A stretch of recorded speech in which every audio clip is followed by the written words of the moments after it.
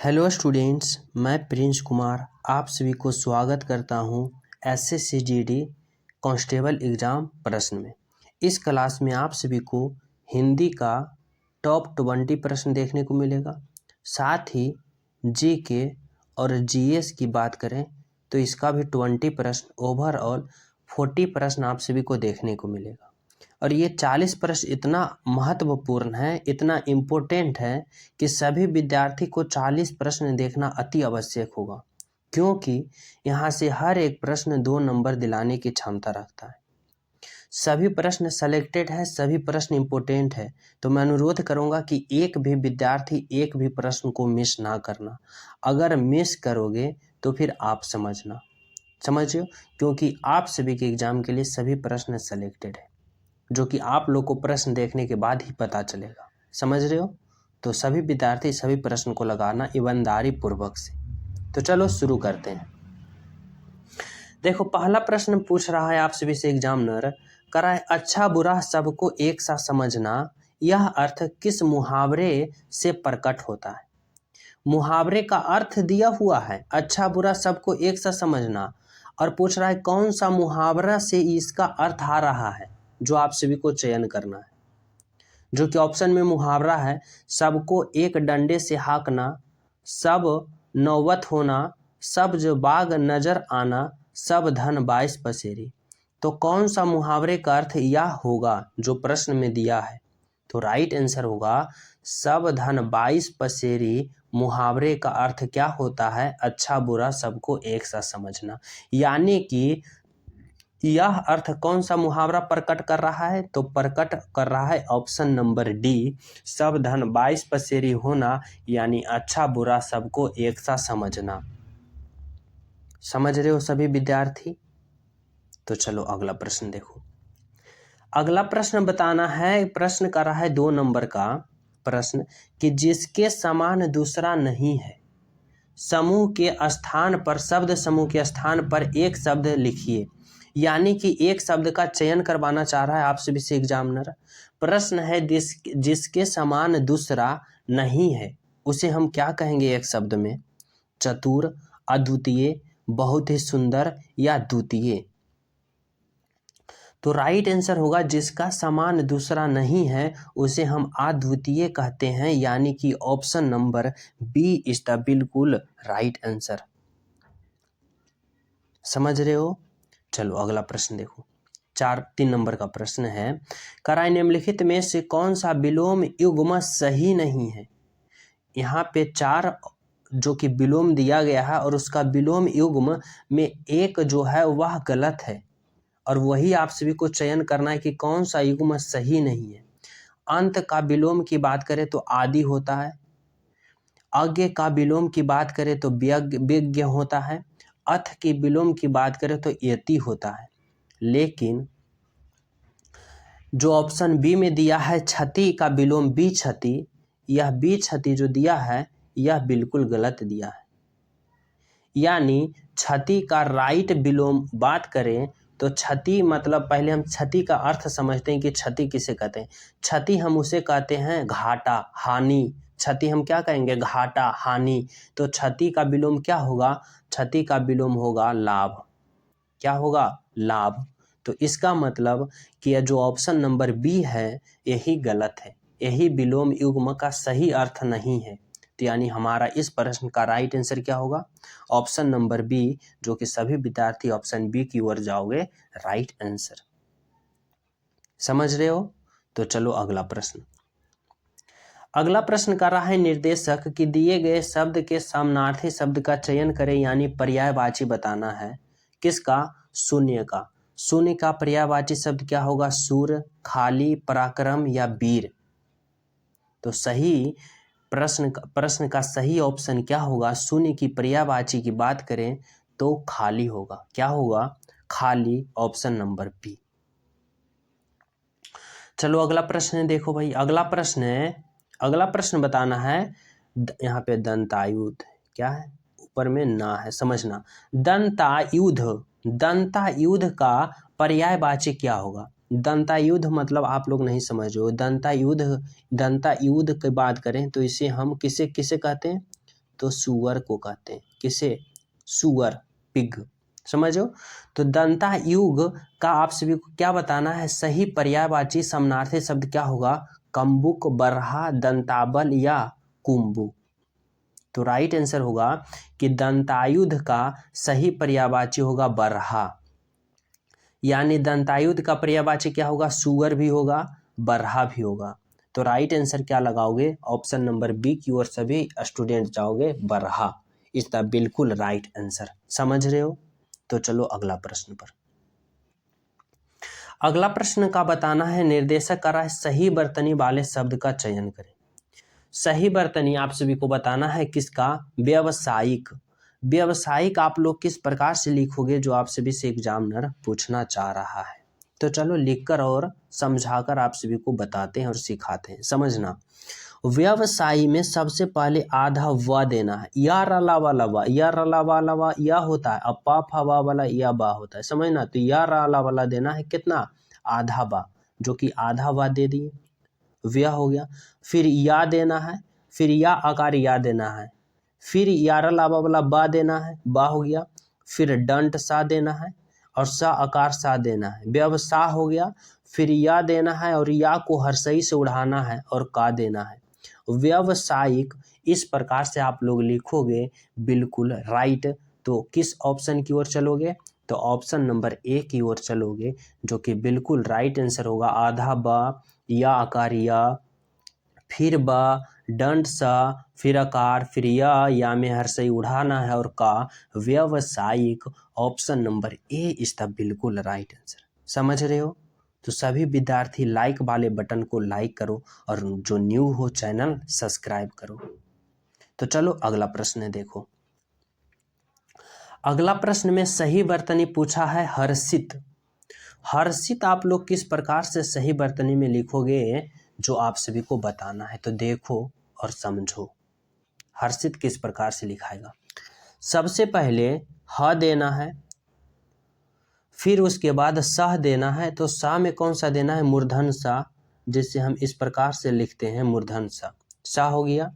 फिर हर्षई उड़ा देना है और फिर रा देना है और फिर ता देना है। हर्षित इस प्रकार से आप लोग लिखोगे, ह मूर्धन सा, फिर हर्षई उड़ाना है, फिर ऊपर रा देना है और ता देना है, यानी राइट आंसर होगा option number B, Harshit is the right answer. क्या लिखोगे? Option number B. चलो अगला प्रश्न देखो भाई। अगला प्रश्न है, निर्देशक कर रहा है दिए गए वाक्यांश के लिए एक शब्द चुनिए। एक शब्द बताना है। प्रश्न है, विषय को जानने की बेचैनी। विषय को जानने की बेचैनी को हम एक शब्द क्या कहेंगे? प्रत्यनशील होना, अविचल होना, या सचेष्ट होना, या उत्सुक होना। तो विषय की जानने की बेचैनी को हम क्या कहेंगे एक शब्द में? उसे हम कहेंगे उत्सुक होना। क्या कहेंगे भाई? उत्सुक होना। Option number D is the right answer. क्या कहेंगे? उत्सुक होना। चलो अगला प्रश्न देखो, बताना है कमल की डंड। कमल की डंड का बताना है, क्या बताना है? एक वचन बताना है, क्या होगा? पुरंदर, पराग, औरस या मृणाल। तो कमल की डंड को हम एक शब्द में क्या कहेंगे? तो उसे हम कहेंगे क्या? मृणाल कहेंगे। Option number D, Mrinal is the right answer. Option number D. अगला प्रश्न देखो भाई, 10 नंबर का प्रश्न है, कर रहा है निर्देशक कि उस विकल्प का चयन करें। क्या? उस विकल्प का चयन करें जो मुहावरे का अर्थ व्यक्त करता है। यानी हमसे एग्जामिनर मुहावरे का अर्थ पूछ रहा है। प्रश्न है, सती सावित्री होना का सही मुहावरे का अर्थ होगा पतिव्रता होना, सत्यवादी होना, सरल होना, दृढ़ निश्चयी होना। तो सही मुहावरे का अर्थ होगा सती सावित्री होना, यानी पतिव्रता होना। ऑप्शन नंबर क्या होगा? Option number A is the बिल्कुल राइट आंसर।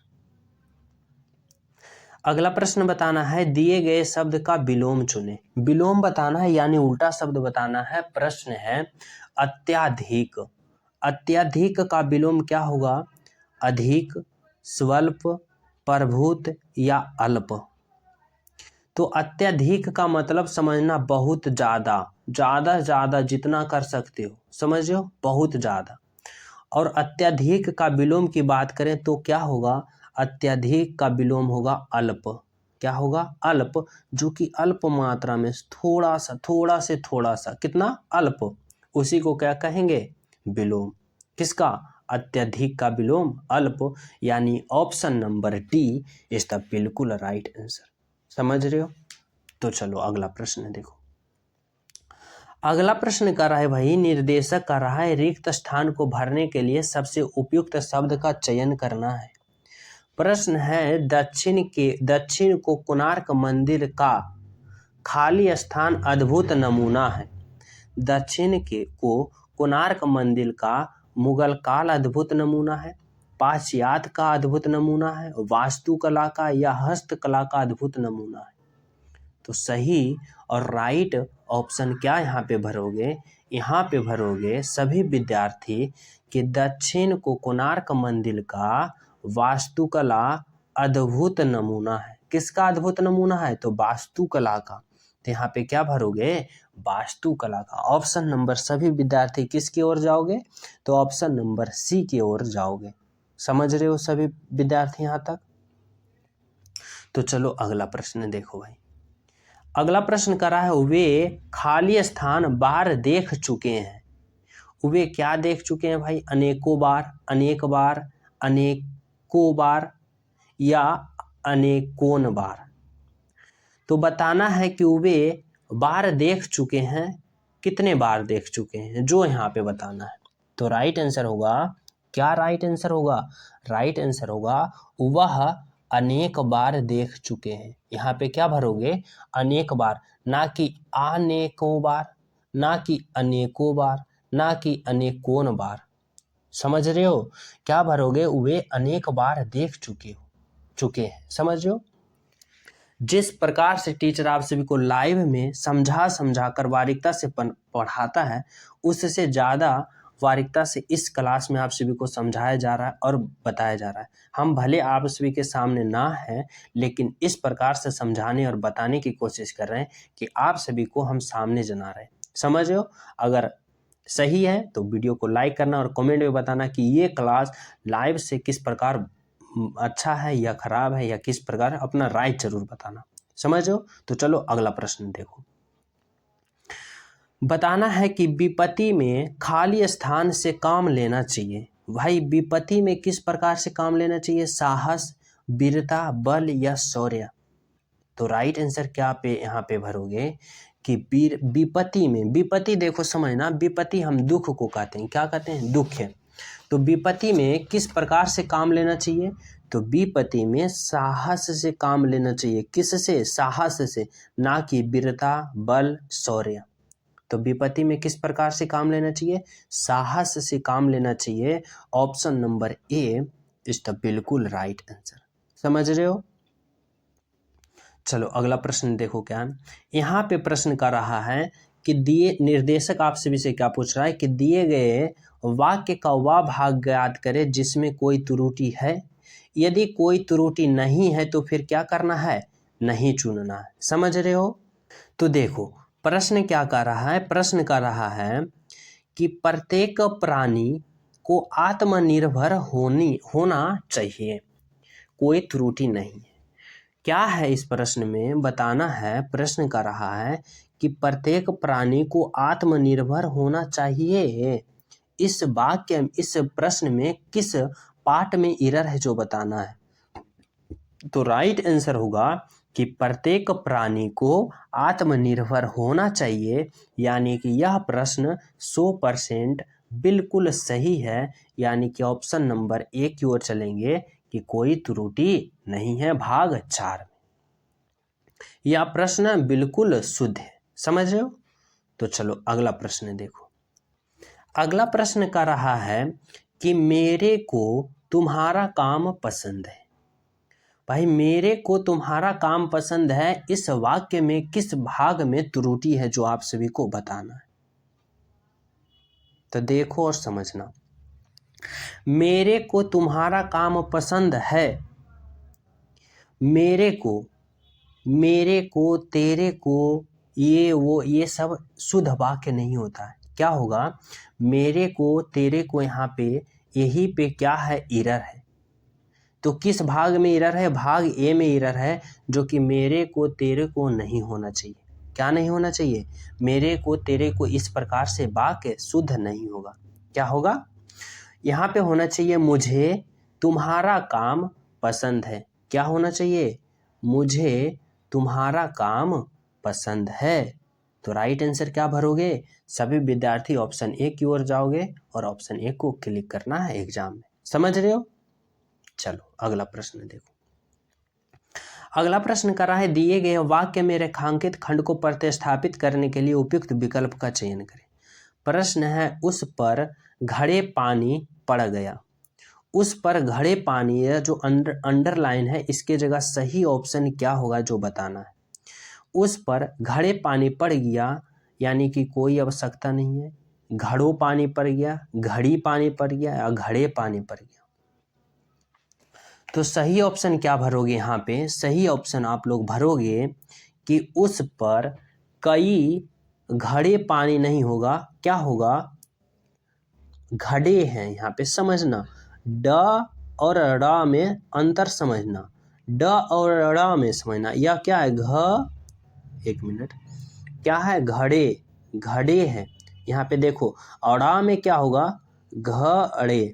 इस प्रकार से छोटा छोटा पॉइंट से देखो, एग्जामिनर आप सभी को कंफ्यूज करेगा और बिल्कुल सही प्रश्न को आपसे गलत करवाएगा। समझ रहे हो? तो घड़े में यहाँ पे अड़ा होगा, जिसमें नीचे बिंदु होगा। आ देखो, इसमें बिंदु नहीं दिया है, यानी कि यह जो लिखा है घड़े, यह गलत होगा। तो सही घड़े बिल्कुल इस प्रकार से लिखोगे, ऑप्शन नंबर डी। उस पर कई घड़े पानी पड़ गया। समझ रहे हो? कितना छोटा छोटा बारीकता से आप सभी को फंसाएगा। ये सब मायने रखता है, समझना। 1 नंबर, 2 नंबर का एक प्रश्न है, 2 नंबर। तो यहाँ पे क्या भरोगे? ऑप्शन नंबर डी, उस पर कई घड़े पानी पड़ गया। चलो अगला प्रश्न देखो, 18 नंबर का प्रश्न है। कह रहा है, राहुल ने अपने प्रिय मित्र को कहानी की पुस्तक दिए। तो प्रिय मित्र को कहानी की पुस्तक दिए के जगह सही ऑप्शन क्या होगा? प्रिय मित्र को कहानी की पुस्तक, किसी आवश्यकता नहीं है बदलाव की, या प्रिय मित्र को कहानी का पुस्तक दिए, या प्रिय मित्र को कहानी की पुस्तक दिए। तो देखो क्या होना चाहिए इस प्रश्न का राइट आंसर होना चाहिए कि राहुल ने अपने प्रिय मित्र को, क्या? प्रिय मित्र को कहानी की पुस्तक दिए। यहाँ पे दिए, यहाँ पे क्या होगा? यहाँ पे छूट रहा है, देखो टाइप पर मिस्टेक है।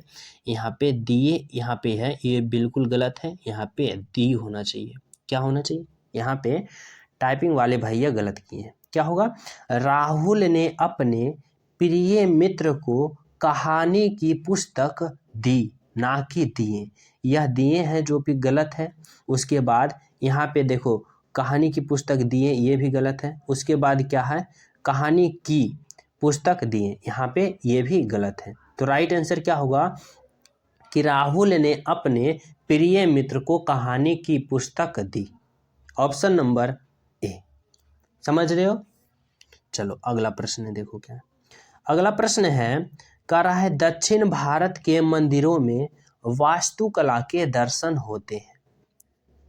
दक्षिण भारत के मंदिरों में वास्तुकला का दर्शन होते हैं। यहाँ पे जो वास्तुकला के दर्शन होते हैं, इसके जगह सही ऑप्शन आप सभी को बताना होगा। किसी बदलाव की आवश्यकता नहीं।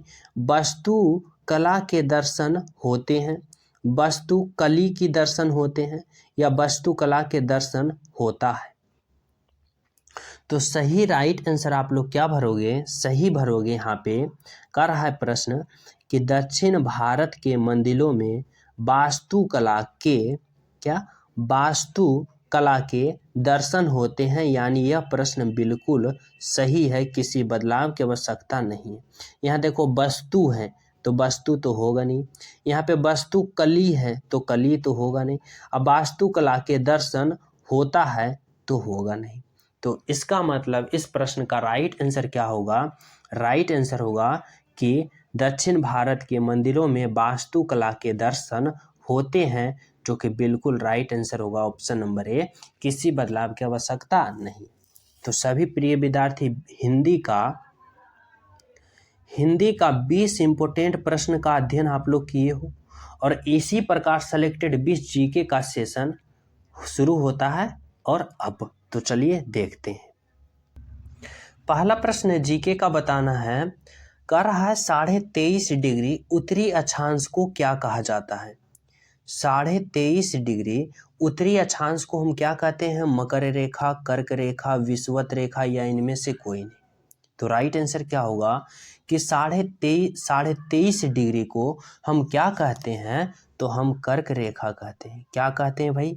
23.5 डिग्री को हम कर्क रेखा कहते हैं। जीके का जो सेशन में आप सभी को पता हो राइट आंसर हमारे साथ कमेंट में करते चलना। तो 23.5 डिग्री उत्तरी अक्षांश को क्या कहते हैं? कर्क रेखा। Option number 2। चलो अगला प्रश्न देखो। अगला प्रश्न कर रहा है आप सभी के लिए कि कार्ल मार्क्स कहाँ का निवासी था? कार्ल मार्क्स जो था वह कहाँ का निवासी था? जर्मनी का, जापान का, इटली का या इंग्लैंड का? तो राइट आंसर की बात करें तो कार्ल मार्क्स जो था वह जर्मनी का निवासी था। कहाँ का निवासी था? जर्मनी का। Option number A. अगला प्रश्न बताना है, संयुक्त राष्ट्र संघ यूएनओ की स्थापना हुई थी। यूएनओ की स्थापना की बात करें, यह कब हुई थी? तो राइट आंसर क्या होगा? राइट आंसर होगा 24 अक्टूबर 1945। Option number 2। 24 अक्टूबर 1945 ईस्वी को हुआ था। अगला प्रश्न बताना है, महात्मा गांधी की मृत्यु हुई। महात्मा गांधी की मृत्यु कब हुई थी? 1942, 1948, 1950 या इनमें से कोई नहीं। तो महात्मा गांधी की मृत्यु की बात करें तो 30 जनवरी 1948 ईस्वी को हुआ था। किस तारीख को हुआ था? 30 जनवरी 1948 ईस्वी को महात्मा गांधी की मृत्यु हुआ था, जो कि गोली मारकर हत्या किया गया था। ऑप्शन नंबर क्या होगा? Option number 2। अगला प्रश्न देखो क्या है। अगला प्रश्न है, प्रथम वाष्प इंजन का निर्माण किया गया। प्रथम वाष्प इंजन का निर्माण किसके द्वारा किया गया? तो राइट आंसर क्या होगा? राइट आंसर होगा जेम्स वाट के द्वारा प्रथम वाष्प इंजन का निर्माण किया गया। Option number 3, James what is the right answer. अगला प्रश्न बताना है, कौटिल्य कहाँ का रहने वाला था? कौटिल्य जो था वह कहाँ का रहने वाला था? तो वह तक्षशिला का रहने वाला था। Option number 3, Takshashila. अगला प्रश्न है, कुतुबुद्दीन का मकबरा कहाँ स्थित है? कुतुबुद्दीन ऐबक की मकबरा की बात करें, सासाराम, लाहौर, पाटलिपुत्रा या बीकानेर? तो राइट आंसर क्या होगा? कुतुबुद्दीन का मकबरा कहाँ स्थित है? तो यह कहाँ स्थित है? तो राइट आंसर क्या होगा? राइट आंसर होगा ऑप्शन नंबर लाहौर। कहाँ मकबरा इसका स्थित है? तो लाहौर में स्थित है। Option number 2। अगला प्रश्न बताना है, महात्मा गांधी को किसने राष्ट्रपिता कहकर संबोधित किया था? तो राष्ट्रपिता कहकर किसने संबोधित किया था? तो राइट आंसर होगा सुभाष चंद्र बोस ने राष्ट्रपिता कहकर संबोधित किया था। Option number 3। अगला प्रश्न है कि मुस्लिम लीग की स्थापना हुई। मुस्लिम लीग की स्थापना की बात करें कि कब हुई थी? 1901, 1904, 1906 या 1909? तो राइट आंसर होगा 1906 ईस्वी को मुस्लिम लीग की स्थापना हुई थी। Option number 3। अगला प्रश्न है, भारतीय राष्ट्रीय कांग्रेस ने पूर्ण स्वराज को अपना उद्देश्य किस वर्ष घोषित किया? पूर्ण स्वराज को अपना उद्देश्य किस वर्ष घोषित किया गया था भारतीय राष्ट्रीय कांग्रेस ने? तो राइट आंसर क्या होगा? राइट आंसर होगा ऑप्शन नंबर क्या? ऑप्शन नंबर 1929 ईस्वी में। कब किया था? 1929 ईस्वी। अगला प्रश्न बताना है, लोकसभा के सदस्य हेतु न्यूनतम आयु सीमा। लोकसभा के सदस्य हेतु न्यूनतम आयु सीमा होनी चाहिए? कितनी होनी चाहिए? 1 मिनट। कितनी होनी चाहिए? तो 25 वर्ष होनी चाहिए। ऑप्शन नंबर ए 25 वर्ष। अगला प्रश्न है कि दल बदल